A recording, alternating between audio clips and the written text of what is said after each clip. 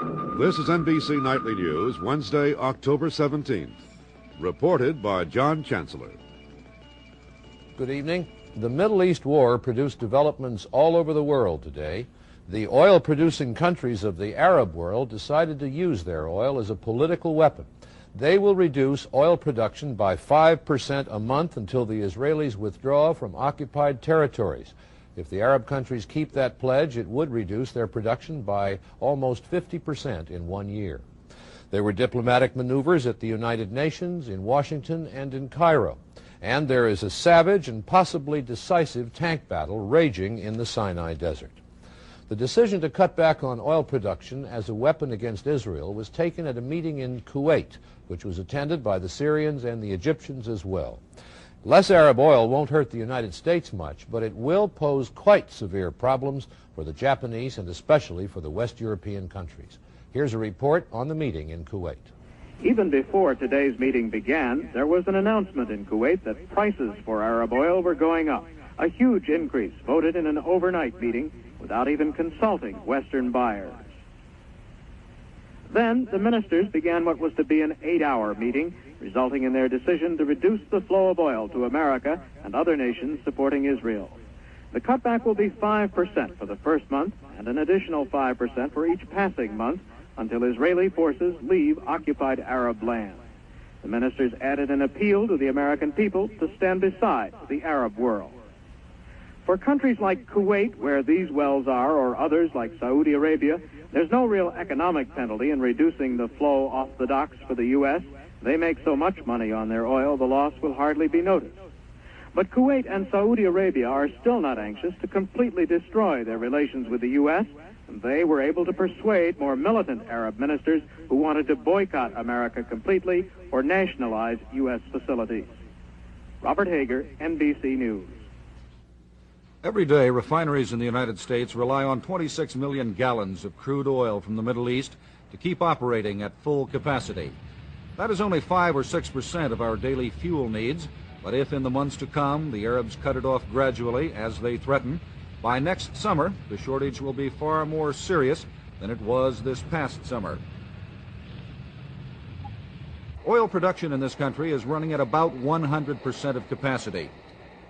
We have no hope of getting oil out of new domestic fields such as Alaska's North Slope for at least 3 years. There is really only one new source the U.S. can tap right away. This is the Elk Hills Naval Petroleum Reserve in California, where the wells are all in. The oil here has been saved for a military emergency. But the oil from Elk Hills would only amount to about a third of that we now get from the Arab states. The situation would still be critical and would probably result in rationing of gasoline and fuel oil in this country. Don Oliver, NBC News, near Los Angeles.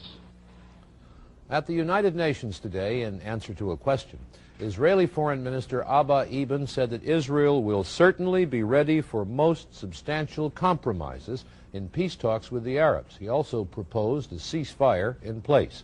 It is not clear if Eban's statement means that Israel is anxious to negotiate after 12 days of fighting, or whether it's a restatement of a basic Israeli position. Eban did say he is certain that Soviet President Alexei Kosygin is now in Cairo, conferring with the Egyptians. And in Washington, President Nixon was conferring with the foreign ministers of 4 Arab countries at the White House. Here's a report from Tom Brokaw. No one would say whether oil was discussed at White House meetings today between President Nixon, Secretary of State Kissinger, and 4 foreign ministers representing 18 Arab states. Earlier, the ministers said they asked for the meeting to talk about the American role in the war and not about oil. When the discussions broke up, everyone seemed to be in a friendly mood. The meeting and the discussions was fruitful, and we think the man who could solve the Vietnam War, the man who could have settled the peace all over the world, can easily play a good role in settling and having peace in our area, the Middle East. I explained to the foreign ministers that in our first 4 years we had the opening to China, we had a new relationship with the Soviet Union, And, of course, we brought an end to the war in Vietnam. I told them that a major goal and an urgent goal at this time, which we believe can and will and must be achieved, is a fair and just and peaceful settlement in the Mideast. After the White House meeting, the foreign ministers went on to the State Department for more talks with Secretary Kissinger. Apart from the description fruitful and very good, no details of the talks were released. Without getting into the substance of the talks, White House officials were anxious to give the impression that these meetings were significant because they demonstrate that President Nixon and Secretary of State Kissinger are talking with all parties in an effort to find peace in the Middle East. Clearly, the administration does not want to be tied just to the Israeli point of view. Tom Brokaw, NBC News, at the White House.